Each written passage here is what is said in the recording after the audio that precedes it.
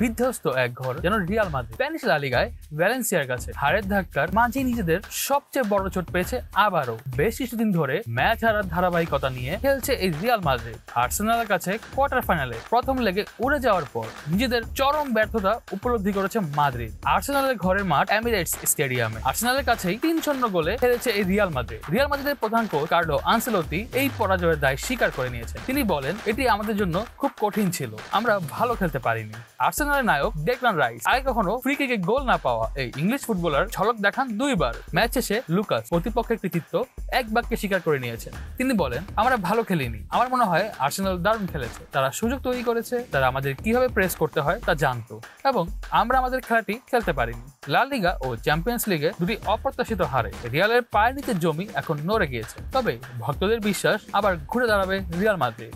এই বেহাল অবস্থাতেও দলের উপর বিশ্বাস হারাতে চান না লুকাস। তিনি আরো বলেন, পরের লেগে সর্বস্ব বাজি রেখে ঘুরে দাঁড়াতে চায় তারা।